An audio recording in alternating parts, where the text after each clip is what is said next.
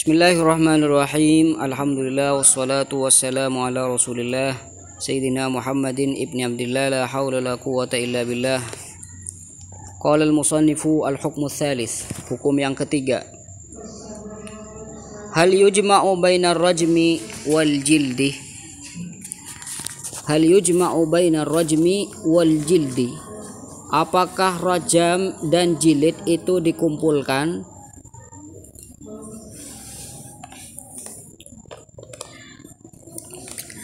Sebelum menjawab pertanyaan ini, agar pertanyaan ini dapat dipaham,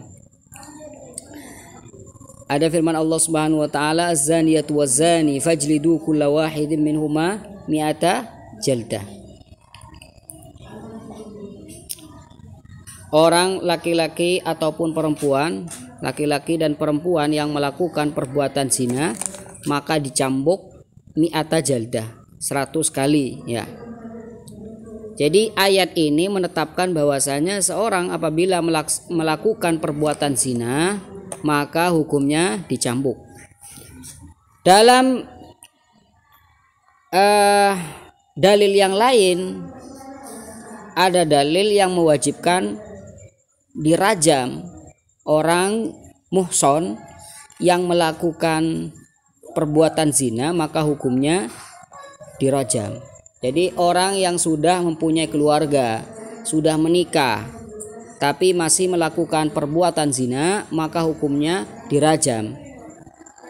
Dilempar dengan batu sampai meninggal, sampai wafat.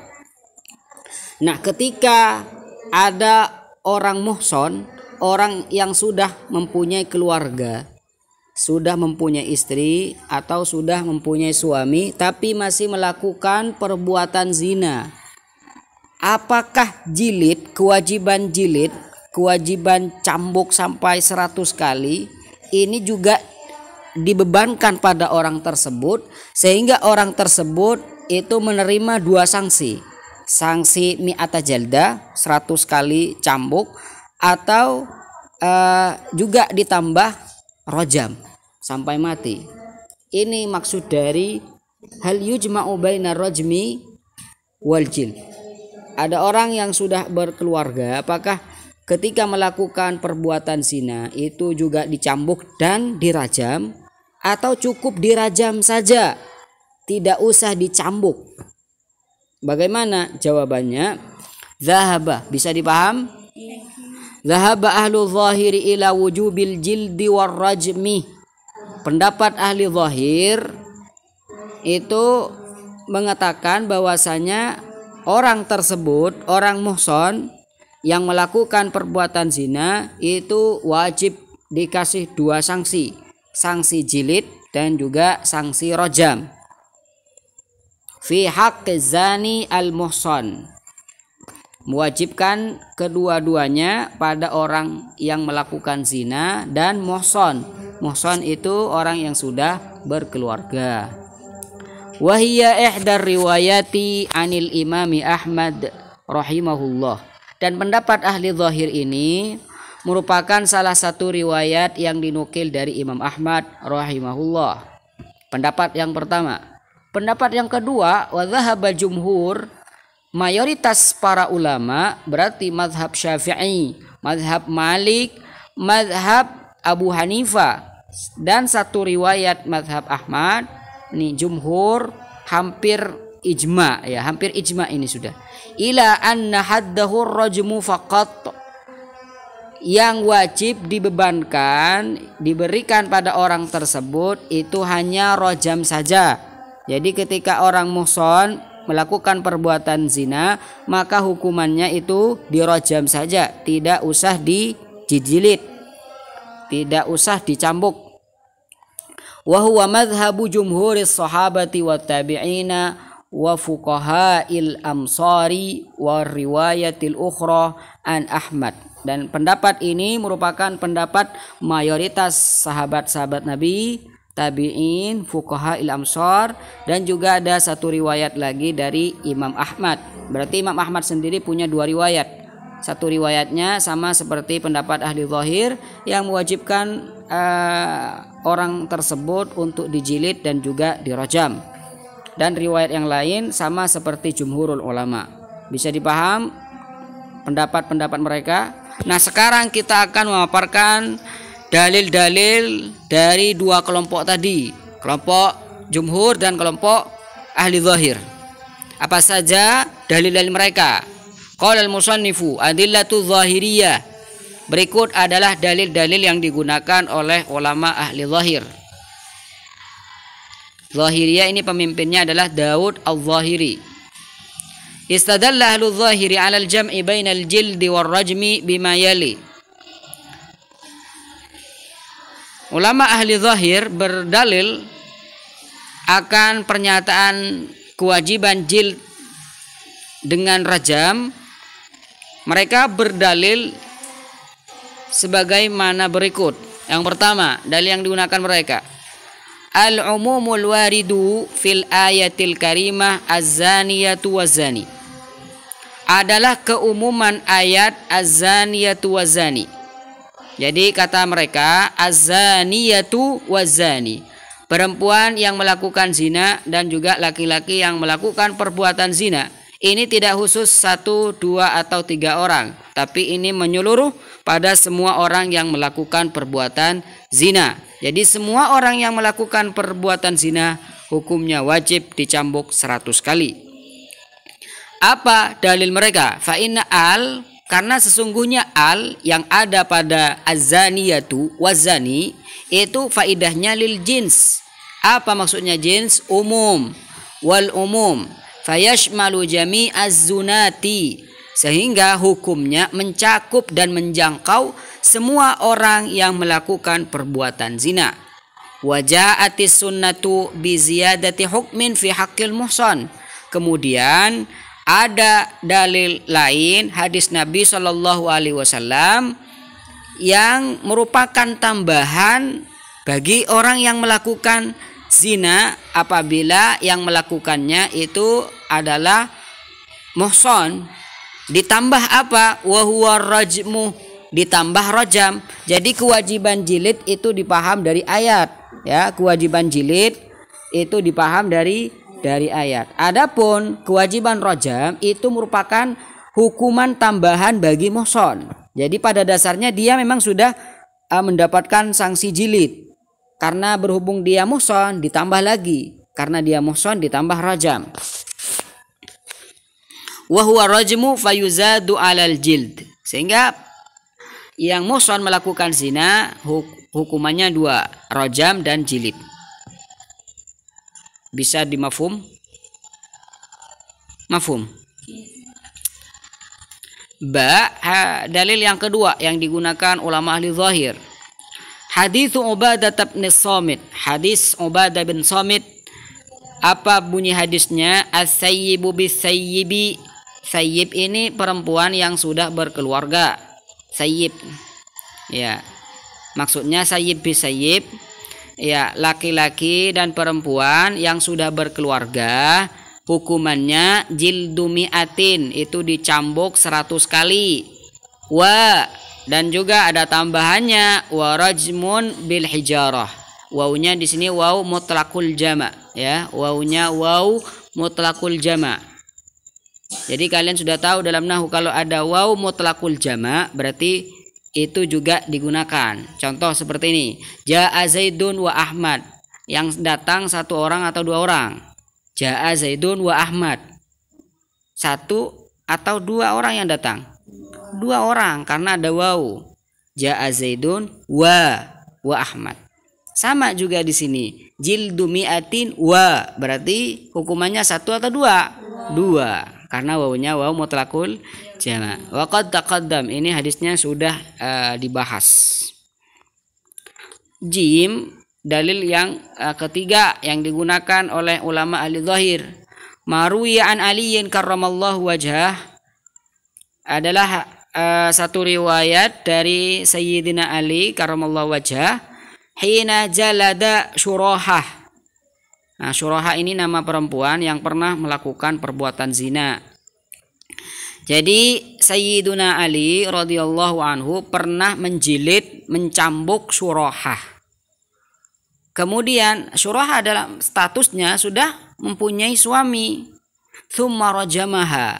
Karena Syuraha itu sudah mempunyai suami, masih melakukan perbuatan zina, akhirnya oleh Sayyidina Ali dicambuk, dan setelah dicambuk dirajam. Tsumma rajamaha. Tsumma ini faedahnya apa dalam nahwu? Tsumma ta'qib, ya, faedahnya ta'qib. Berarti ada jeda waktu antara jilid dan rojam. Dijilid terlebih dahulu, nunggu beberapa saat kemudian lalu dirojam. Min qaulihi jalattuha bi kitabillah. Kata beliau, jalattuha bi kitabillah. Saya mencambuk dia sesuai dengan keputusan Al-Qur'an. Kata Al-Qur'an, az-zaniyatu waz-zani fajlidu kulla wahidin minhuma mi'ata jaldah. Dan Syuraha masuk bagian dari zaniyah. Wa rajamtuha, lalu saya menambah hukumannya, yaitu dirajam. Saya rajam dia tentunya dengan keputusan sunnah Rasulullah sallallahu alaihi wasallam.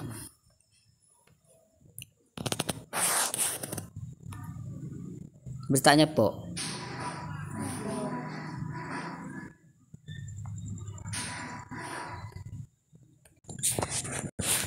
Jadi 3 yang telah disebutkan tadi merupakan pemaparan dalil yang digunakan oleh mazhab Zahiriyah. Nah, sekarang kita akan melihat pemaparan dalil-dalil yang digunakan oleh jumhurul ulama, mayoritas ulama mengatakan bahwasanya laki-laki atau perempuan yang muhson, yang melakukan zina, itu cukup dirojam, tidak usah dijilid, karena rojam itu sudah cukup. Apa dalil mereka? Wastadallal jumhuru ala adamil gam'i bainal gildi war ragmi bi bid'ati adillatin. Dan jumhurul ulama berdalil akan tidak dikumpulkannya jilid dan rojam, artinya cukup dirojam saja, bi bid'ati adillatin, dengan beberapa dalil. Berapa dalilnya? Bid'ah ini digunakan oleh orang Arab dari 3 sampai 9. Jadi dalil yang mereka akan paparkan ya antara 3 sampai 9 lah gitu. Tahun ini cak senapekan kemarin. Oh, telok sangkui. Tempat nih tahun ini. Nulakhisuha fi mayali, kita akan sebutkan secara ringkas sebagaimana berikut. Awalan, dalil yang pertama.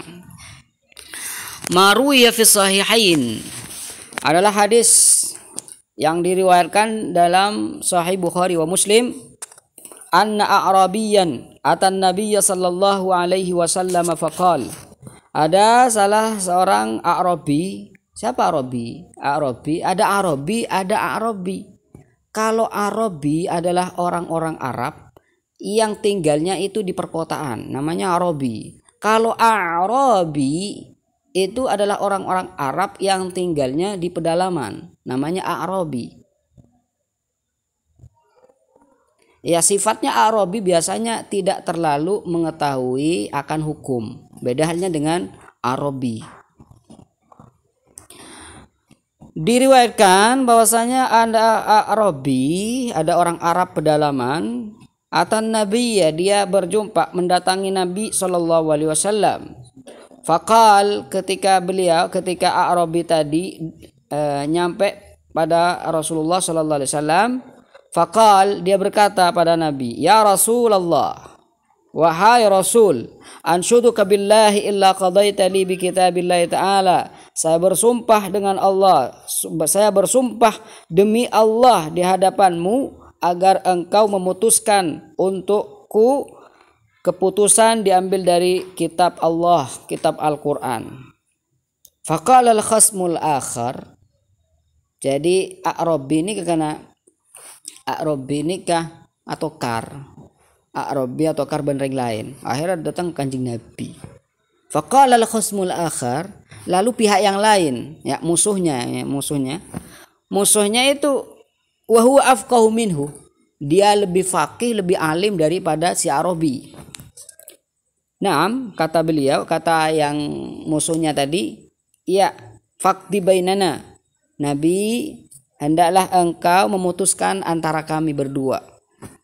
Bi kitabillah, tentunya dengan Al-Qur'an. Wa'zan li, berikan saya izin. Faqala Rasulullah sallallahu alaihi wasallam, lalu Rasul sallallahu alaihi wasallam bersabda, "Qul, katakan apa yang kau akan katakan." Faqal, lalu dia berkata, siapa nih yang berkata? Yang musuhnya tadi. Innabni kana asifan ala hadza. Ini cerita nih. Kata si musuh tadi, temannya Arabi. Rasul, anak saya bekerja pada orang ini, pada si Arabi. Fazana bimru'atihi. Lalu anak saya berzina, melakukan perbuatan zina dengan istrinya si Arabi tadi. Wa ini akhbartu anna alabni arrajmu. Dan saya mengasih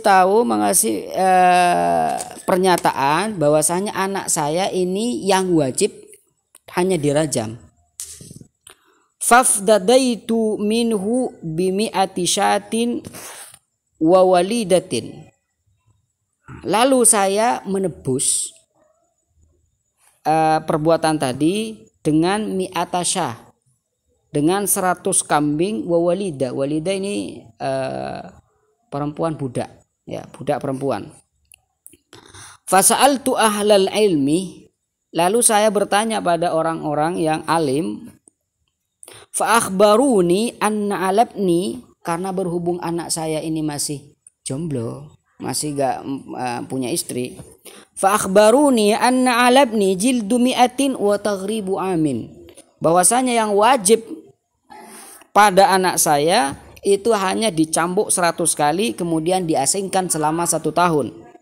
Wa anna alam ru'ata hadza rajm, dan yang wajib pada istrinya orang ini itu wajib dirajam karena dia sudah punya suami tapi masih melakukan perbuatan zina. Faqala sallallahu alaihi wasallam, lalu apa jawaban dari Nabi sallallahu alaihi wasallam? Faqal walladzi nafsi biyadihi, demi Allah, la aqdiyanna bainakuma bi kitabillah, sungguh saya akan memutuskan permasalahan kalian berdua dengan Al-Qur'an. Al walidatu wal ghanamu raddun alaik, ya, budak perempuan tadi dan kambing yang engkau tebuskan tadi dikembalikan padamu. Wa alabnika jildu mi'atin wa taghribu amin, dan anakmu, anak laki-laki kamu itu cukup dicambuk 100 kali dan diasingkan selama 1 tahun. Waudu ya Unis.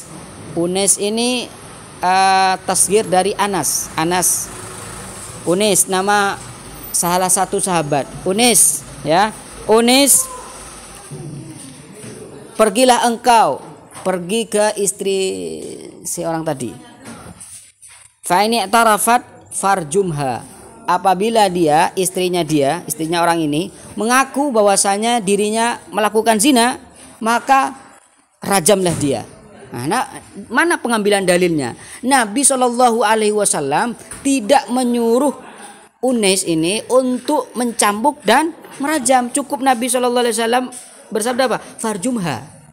Artinya enggak usah jilid. Ya. Faghada alaiha, lalu si Unis tadi datang menemui perempuan tadi. Fa'tarafat, lalu dia mengaku bahwasanya dirinya melakukan zina. Fa'amara bihan Nabi sallallahu alaihi wasallam farujimat, lalu Nabi merintahkan dia untuk dirajam. Akhirnya perempuan tadi dirajam. Berarti alhasil dari pernyataan dari cerita tadi, kalau perempuan muhson sudah berkeluarga tapi melakukan zina, hukumannya itu hanya dirajam, tidak usah dicambuk, dijilid, ya, dijilid cambuk. Faqalu, lalu mereka berkata, siapa yang mereka berkata nih? Siapa yang mereka berkata nih? Jumhur yang berdalil dengan cerita ini. Mereka mengatakan fa'amarahu birajmiha. Nabi sallallahu alaihi wasallam memerintahkan dia untuk hanya dirajam. Walam yagullahu ijlidha tsumma arjumha. Nabi sallallahu alaihi wasallam tidak mengatakan jilidlah dia, cambuklah dia baru dirajam, tidak mengatakan seperti itu. Nabi sallallahu alaihi wasallam langsung mengatakan rajamlah dia, menunjukkan bahwasanya yang wajib hanya dirajam. Mafhum insyaallah. Kemudian dalil yang kedua nih yang digunakan oleh jumhur. Wastadallu bi fi'lin Nabi sallallahu alaihi wasallam. Lalu mereka para ulama jumhur berdalil dengan tindakan Nabi sallallahu alaihi wasallam, faqad taqarrara rajmu fi zamanihi. Banyak sekali pelaksanaan rajam terjadi di zaman Nabi sallallahu alaihi wasallam. Farajama Ma'izan radhiyallahu anhu, ada salah satu sahabat namanya Ma'iz. Beliau melakukan perbuatan zina, lalu beliau dirajam oleh Rasul sallallahu alaihi wasallam. Wal Ghamidiyah, ini perempuan, salah satu perempuan di antara golongan sahabiyat yang juga dirajam oleh Nabi sallallahu alaihi wasallam. Jadi sahabat-sahabat Nabi ini kebun pas tandi dosa kan ya. Sahabat-sahabat Nabi ini pada disahwat. Nah ini kan. Jadi ini kebuktian Ma'iz radhiyallahu anhu wal Ghamidiyah radhiyallahu anha. Mereka sahabat-sahabat Nabi, tapi kenyataan mereka itu dijadikan dalil. Tetapi Allah Subhanahu wa taala mereka sahabat-sahabat nikah bi Allah Subhanahu wa taala contoh, sandaran dalil. Mun tadak mereka, tadak Sayyidina Ma'iz, tadak Sayyidina Ghamidiyah nikah. Ada remah bentuk cambukan. Jadi Islam kan jadi tak pernah beda perayaan cambuk nikah, perayaan rajam, sombong. Dengan adanya mereka, orang-orang yang seperti mereka, walaupun mereka melakukan dosa, tapi dilihat dari sisi ini, masya Allah, mereka sabar. Bahkan Sayyidina Ma'iz nih kayak ngaku kan, andai kata nika tak seru nabagi tak cukup iman nah, nih kayak iman kuat nih kan, apa maksudnya? Nih kan ada zina, Sayyidina Ma'iz nih kan. Ini kebun pas langsung bi Rasulullah langsung yoter yang talibat mati benih. Sayyidina Ma'iz nih kan antar ke kanjeng Nabi. Kanjeng abdina nika azina. Serang kanjeng Nabi bahwa ya terus berarti. Enten kanjeng Nabi tak tero mireng ngak kenikah. Ja abali boleh kudu kalian. Tina azina, ja barangkali ban kor nyeting. Desa. Sampai ke kalian nah. Tina nik azina gua nih. Nika minta persaksian ban semacam mati ada bukti saksi ban semacam anu nika. Akhirnya baru perintah angku rajam. Ngak kenikah. Dimana panggempang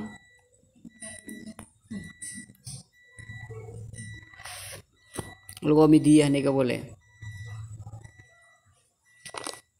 sebas di kanjeng Nabi sallallahu alaihi wasallam itu bu nikah innaha tabat taubatan idza uzi'at ala ahli Madinah lawasi'atha reng bini saya erojam nikah saya zaman kanjeng Nabi ini saya rojam nikah mungkin tobat dereng bini kini kayak itu ke penduduk ahli Madinah maka tobat dereng bini nikah cukup dak ke tobat dah orang ahli Madinah sekotah nih kan dari cek atau beda berarti ngas tetena sahabat-sahabat Nabi nggak kenikah bertakun ku laku senika takun ku laku nih akhirnya ada remah sampai remah ala kusina kan dari jadi dari cek takut cek ngas tetena rela mengorbankan jiwanya nih kan badannya ngui pate rela sini kan demi akhirat ini keimanan sahabat luar biasa ini kan orang-orang si azina nih keimanan nggak kenikah mulai makan pas misalkan sumbaman gitu coba penting bayangkan sampai beda hukuman dari negara ngalak hukuman Islam mun orang azina rajam beda setung misalkan erojam mah keran anda kan lah lamban letak sarjem kengban bakundi itu sah bunga tak bunga aja alhamdulillah ini kan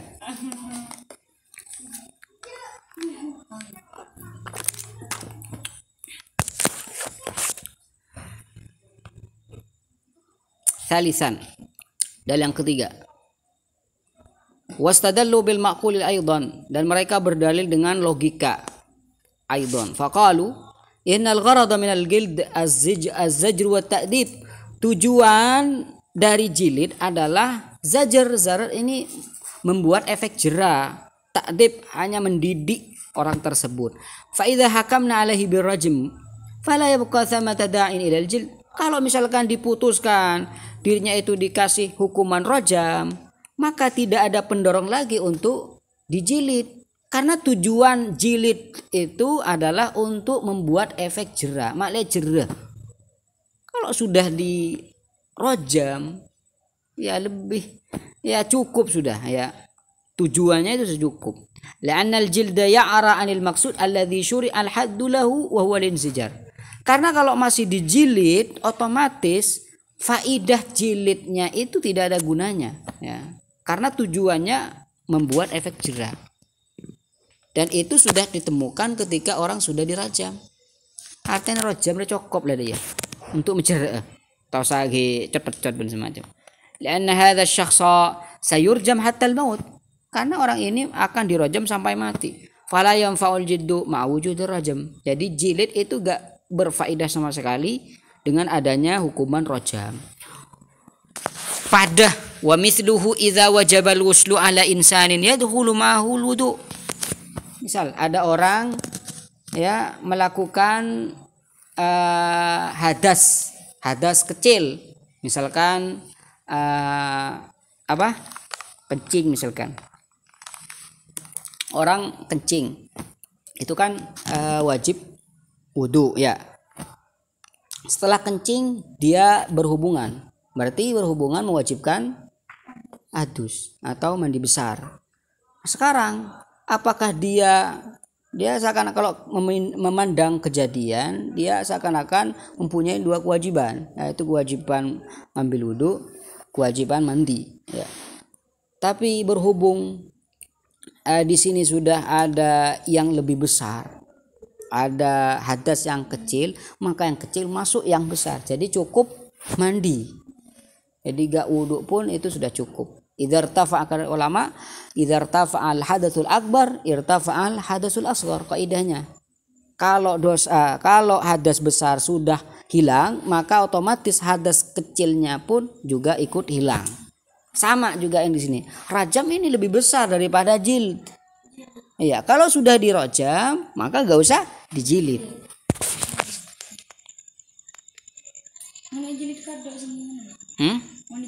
Tujuannya apa? Buat efek jera pada dia. Mau akan menimbulkan efek jera karena dia akan dibunuh sekarang. Jera dalam masih ada paten kemarin nah. Mun ijilid emang bener orang iya. Orang ijilid mungkin. Cetet apa tujuannya? Makle tak ala ko zina boleh. Pon la pedis ki buru ni. Hari mau zina boleh, hari mau deki melendang deki tengah ni. Kan jeroh nje ko tak zina anda ya. Mungkin jilid kan ada pas paten teman. Jera apa? Dah gunana kan? Dah gunana. Nah ini maksudnya.